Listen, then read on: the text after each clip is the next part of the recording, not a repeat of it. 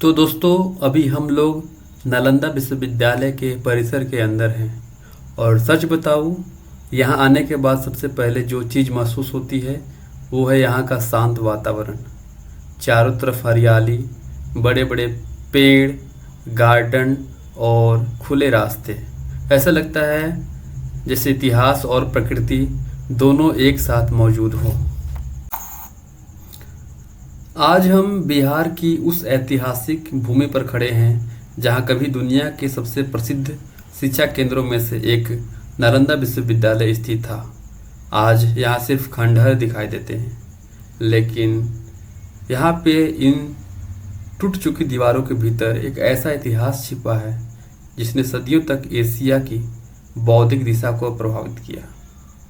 एक research scholar के रूप में जब हम नालंदा विश्वविद्यालय को देखते हैं तो इसे केवल एक पुरानी इमारत या पर्यटन स्थल की तरह नहीं देख सकते हैं।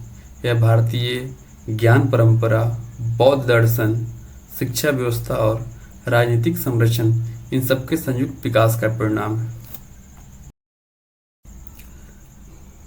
सच बताऊं, फोटो और वीडियो में जितना दिखता है असल में उससे कहीं ज़्यादा बड़ा और अलग महसूस होता है। पहली बार जब अंदर आए तो लगा बस पुरानी ईंटें हैं, लेकिन जैसे जैसे आगे बढ़ते गए दिमाग में बार बार यही चल रहा था कि एक समय यहाँ दुनिया भर के लोग पढ़ने आते होंगे। और सबसे इंटरेस्टिंग बात क्या है पता है? आज जिस जगह हम कैजुअली घूम रहे हैं, कभी यहाँ बैठकर दर्शन, गणित, तर्कशास्त्र और बौद्ध धर्म पर बहसें होती थी। मतलब मैं इमेजिन करो, लगभग 1400 से 1500 साल पहले यहाँ इंटरनेशनल लेवल की पढ़ाई चल रही थी। अभी आप पीछे जो स्ट्रक्चर देख रहे हो ये विहार का हिस्सा माना जाता है। यहीं छात्र रहते थे, छोटे छोटे कमरे बने हुए हैं। पहले मुझे लगा शायद स्टोरेज होगा, लेकिन बाद में जब इसके बारे में पढ़ा तब समझ में आया कि स्टूडेंट और भिक्षुओं के रहने के स्थान थे। और ऑनेस्टली उस समय के हिसाब से यह प्लानिंग काफ़ी एडवांस लगती है। एक चीज़ नोटिस करना, यहाँ हर स्ट्रक्चर लगभग एक पैटर्न में बना हुआ है। बीच में आंगन और चारों तरफ कमरे। इससे पता चलता है कि कंस्ट्रक्शन रैंडम नहीं था, प्रॉपर प्लानिंग थी। और मुझे पर्सनली सबसे ज़्यादा शौक इस बात से लगा कि उस समय यहाँ चाइना, कोरिया, तिब्बत जैसे जगहों से लोग पढ़ने आते थे। मतलब आज हम फॉरेन यूनिवर्सिटी का सपना देखते हैं, लेकिन एक समय ऐसा था जब लोग भारत को लर्निंग सेंटर मानते थे। अब एक इंटरेस्टिंग बात, और लोग अक्सर बोलते हैं कि नालंदा सिर्फ बौद्ध धर्म पढ़ाने की जगह थी, लेकिन जब आप सोर्सेज पढ़ते हो तो पता चलता है कि यहाँ लॉजिक, ग्रामर, मेडिसिन, एस्ट्रोनॉमी तक की पढ़ाई होती थी। यहाँ सिर्फ धार्मिक सेंटर नहीं था, यह एक कंप्लीट यूनिवर्सिटी सिस्टम था। और ऑनेस्टली यहाँ घूमते हुए एक चीज़ बार बार फील होती है कि उस समय एजुकेशन को कितना सीरियसली लिया जाता होगा। आज भी यूनिवर्सिटी है, बिल्डिंग्स हैं, कैंपस है, लेकिन यहाँ की वाइब अलग लगती है। अगर इसके इतिहास की शुरुआत को समझे तो नालंदा क्षेत्र का उल्लेख भगवान बुद्ध और महावीर के समय से मिलता है। माना जाता है कि बुद्ध कई बार इस क्षेत्र में आए थे और यहाँ प्रवचन भी दिए थे। लेकिन नालंदा विश्वविद्यालय का संगठित विकास मुख्य रूप से 5वीं शताब्दी में गुप्त काल के दौरान हुआ। अधिकांश इतिहासकार इसे कुमारगुप्त प्रथम से जोड़ते हैं। गुप्त काल को भारतीय इतिहास का स्वर्ण युग कहा जाता है, क्योंकि इस समय कला, साहित्य, विज्ञान और शिक्षा का व्यापक विकास हुआ। नालंदा विश्वविद्यालय इसी भौतिक वातावरण की उपज रहा था। अब आप सोचो, लगभग 1400 साल पहले कोई आदमी चाइना से हजारों किलोमीटर ट्रेवल करके सिर्फ पढ़ाई करने के लिए यहाँ आता था। न फ्लाइट, न ट्रेन, न रोड जैसी सुविधा, फिर भी लोग नालंदा विश्वविद्यालय तक पहुँच रहे थे। इसे समझ में आता है कि उस समय इसकी रिपुटेशन कितनी बड़ी रही होगी। चाइनीज ट्रेवलर हेनसांग जब यहाँ आए तो वे इतने प्रभावित हुए कि कई साल तक यहीं रुक गए। उन्होंने लिखा है कि यहाँ हर तरफ पढ़ाई, डिस्कशन और डिबेट का माहौल था। मतलब इमेजिन करो, यहाँ हम कैजुअली घूम रहे हैं, वहीं कभी बड़े बड़े विद्वान बैठकर दर्शन और विज्ञान पर बहस करते होंगे। यहाँ घूमते हुए सबसे अलग चीज़ इसकी वाइब लगती है। अब ये जो पीछे आप रूम्स देख रहे हैं, यही स्टूडेंट के रहने का जगह मानी जाती थी। छोटे छोटे कमरे बने हुए हैं, मतलब उस समय भी प्रॉपर हॉस्टल सिस्टम था। और सबसे इंटरेस्टिंग बात, यहाँ सिर्फ बौद्ध धर्म नहीं पढ़ाया जाता था, लॉजिक, एस्ट्रोनॉमी, मेडिसिन, ग्रामर सब पढ़ाया जाता था। यानी यह सिर्फ मंदिर वाला सिस्टम नहीं था, यह पूरा यूनिवर्सिटी सिस्टम था। और आप जब सोचते हो कि आज जो बच्चा है वो शायद पूरे नालंदा विश्वविद्यालय का सिर्फ छोटा हिस्सा है, तब दिमाग घूम जाता है कि क्योंकि अभी जो दिखाई दे रहा है वही इतना बड़ा लग रहा है, तो पूरा कैंपस कितना बड़ा रहा होगा। लेकिन एक चीज़ थोड़ी दुख वाली भी लगती है कि इतना बड़ा नॉलेज सेंटर धीरे धीरे ख़त्म हो गया। आज सिर्फ अवशेष बचे हैं। फिर भी इन खंडहरों में घूमते हुए ऐसा नहीं लगता है कि सब खत्म हो गया। लगता है जैसे यह जगह आज भी अपनी कहानी सुनाने की कोशिश कर रही है। अब सबसे बड़ा सवाल यही आता है कि आखिर इतना बड़ा और प्रसिद्ध नालंदा विश्वविद्यालय खंडहर कैसे बन गया।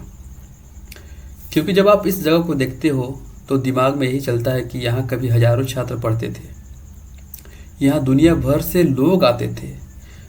वो जगह अचानक खत्म कैसे हो गई। असल में नालंदा विश्वविद्यालय का पतन एक दिन में नहीं हुआ, यह धीरे धीरे कमजोर हुआ था। इतिहासकार बताते हैं कि कई सौ साल तक यह विश्वविद्यालय राजाओं के संरक्षण में चलता रहा। खासकर पाल शासकों ने इसे काफ़ी सपोर्ट दिया था। लेकिन जैसे जैसे राजनीतिक परिस्थितियां बदली, वैसे वैसे इसका संरक्षण कम होने लगा। इसके बाद भारत में बौद्ध धर्म का प्रभाव भी धीरे धीरे घटने लगा, और जब किसी विश्वविद्यालय को आर्थिक और राजनीतिक सपोर्ट कम मिलने लगता है तो उसका असर उसकी व्यवस्था पर पड़ती है। फिर 12वीं शताब्दी के आसपास तुर्क आक्रमण हुए। इतिहास में बख्तियार खिलजी के आक्रमण का उल्लेख मिलता है, जिसने क्षेत्र को काफ़ी नुकसान पहुंचाया। लोकप्रिय कथाओं में यह कहा जाता है कि नालंदा विश्वविद्यालय की लाइब्रेरी में आग लगा दी गई थी, क्योंकि इतिहासकार इन बातों को अलग अलग तरीके से देखते हैं। लेकिन यह तय है कि इस दौर के बाद नालंदा विश्वविद्यालय अपनी पुरानी स्थिति में कभी वापस नहीं लौट सका। यहाँ का माहौल सच में अलग ही फील दे रहा है। खंडहरों के बीच चलते हुए ऐसा लग रहा है जैसे इतिहास आज भी धीरे धीरे हमारे सामने खुल रहा हो। बीच में निकिता हर चीज़ को ध्यान से देखकर उसके बारे में जानने की कोशिश कर रही है, और लड्डू अपनी मासूम मस्ती में कभी इधर कभी उधर भागकर पूरे माहौल को और भी जीवंत बना रही है। यहाँ की हर दीवार और हर पत्थर अपने अंदर कुछ पुरानी कहानियाँ समेटे हुए लगता है, जिसे देखकर मन खुद ही थोड़ा शांत और क्यूरियस हो जाता है। मैं बस उन पलों को कैमरे में कैद कर रहा हूँ, क्योंकि ऐसे मोमेंट्स रोज़ रोज़ नहीं मिलते। और सच में परिवार के साथ इस तरह की जगह पर आना सिर्फ घूमना नहीं होता, बल्कि एक याद बन जाता है जो हमेशा साथ रहती है। सोचने वाली बात यह है कि इतनी बड़ी यूनिवर्सिटी में पानी की व्यवस्था के लिए प्रॉपर सिस्टम बनाया गया था, और ये कुआं उसी का हिस्सा लगता है। इतने साल बाद भी इसका होना ये दिखता है कि उस समय लोग सिर्फ बिल्डिंग्स ही नहीं बल्कि पूरी प्लानिंग के साथ इंफ्रास्ट्रक्चर बनाते थे। नालंदा महाविहार को यूनेस्को वर्ल्ड हेरिटेज साइट में इसलिए शामिल किया गया क्योंकि यह दुनिया की सबसे प्राचीन और महत्वपूर्ण शिक्षा स्थलों में से एक रहा है। आज जो हम खंडहर देखते हैं वो असल में उस महान विश्वविद्यालय की निशानी है, जिसने दुनिया को यह दिखाया कि संगठित शिक्षा कैसे होती है। इसी वजह से इसे संरक्षित करना जरूरी समझा गया, ताकि आने वाली पीढ़ियां भी इस इतिहास को देखें और समझ सके। नालंदा महाविहार के खंडहर सिर्फ पुरानी दीवारें नहीं हैं, इनसे हमें बहुत कुछ गहरी सीख मिलती है। सबसे पहली सीख यह है कि ज्ञान और शिक्षा ही असली ताकत है। नालंदा कभी दुनिया के सबसे बड़े शिक्षा केंद्रों में से एक था, और आज उसके खंडहर हमें याद दिलाते हैं कि जो समाज ज्ञान में आगे होता है वह इतिहास में अपनी पहचान बना लेता है। दूसरी सीख यह मिलती है कि किसी भी सभ्यता की सबसे बड़ी पूंजी उसका ज्ञान होता है, इमारतें नहीं। इमारतें समय के साथ टूट सकती है, लेकिन विचार और शिक्षा की परंपरा लंबे समय तक असर छोड़ती है। तीसरी सीख यह है कि हमें अपनी विरासत और इतिहास को संभाल कर रखना चाहिए। नालंदा के अवशेष हमें बताते हैं कि अगर हम अपने ज्ञान और संस्कृति को सुरक्षित नहीं रखेंगे तो आने वाली पीढ़ियां सिर्फ खंडहर देख पाएंगी, पूरी कहानी नहीं। अभी हम लोग नालंदा महाविहार में ऊपर सीढ़ियाँ चढ़कर आ चुके हैं और यहाँ से पूरा माहौल और भी अलग लग रहा है। जैसे जैसे हम आगे बढ़ रहे हैं ऐसा लग रहा है कि ये सिर्फ खंडहर नहीं है बल्कि समय के अंदर चलने जैसा अनुभव है। कभी कभी मन में आता है कि शायद यहाँ कभी हजारों छात्र एक साथ चलते होंगे, किताबें लेकर अपने अपने क्लास की तरफ जाते होंगे।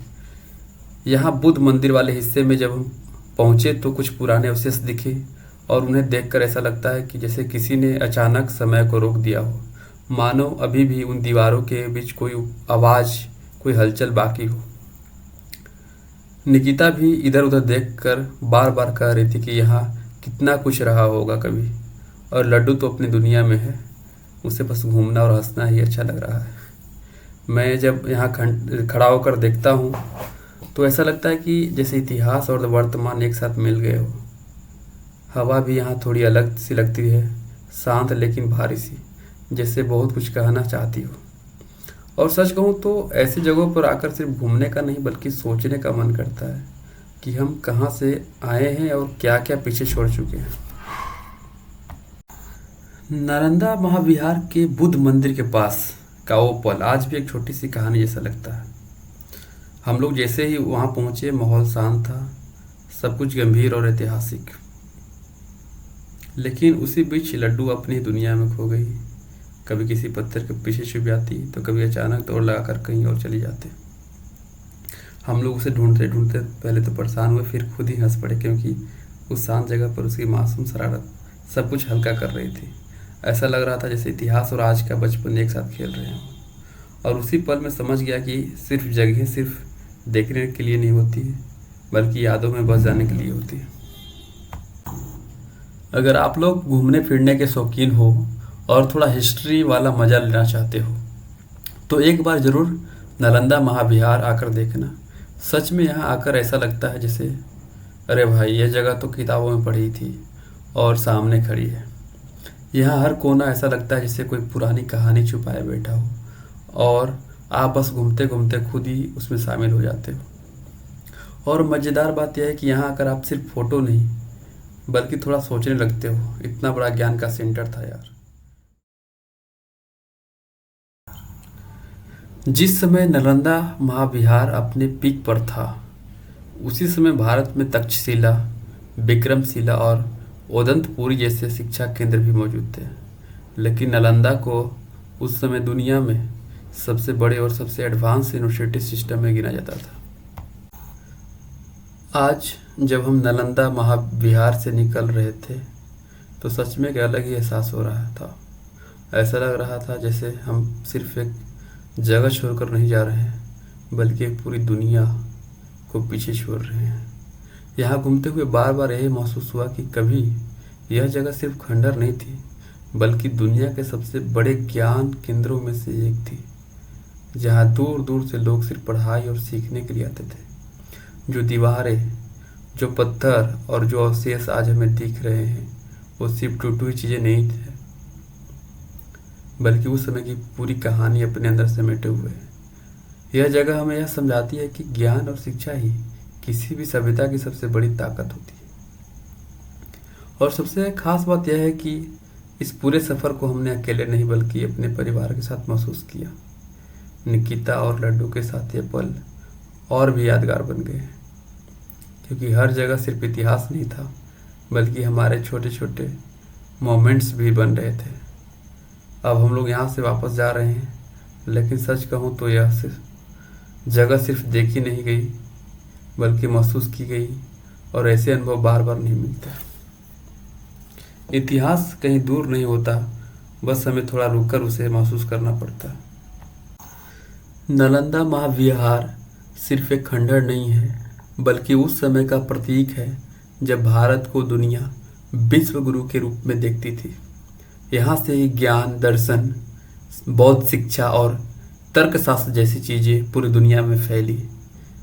चीन, तिब्बत, कोरिया जैसे देशों से लोग सिर्फ सीखने के लिए आते थे।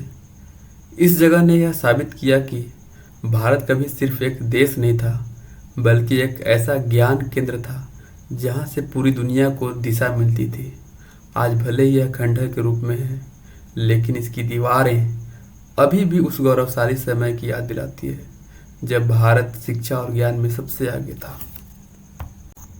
इन खंडहरों को देखते हुए यह स्पष्ट महसूस होता है कि नालंदा विश्वविद्यालय केवल इतिहास का विषय नहीं है, यह भारतीय सभ्यता की बौद्धिक चेतना का प्रतीक है, जो आज भी हमसे यह प्रश्न पूछती है कि क्या हम ज्ञान को केवल अतीत की उपलब्धि मानकर संतुष्ट हो जाएंगे या उसे भविष्य की शक्ति के रूप में पुनः स्थापित करने का प्रयास करेंगे। धन्यवाद।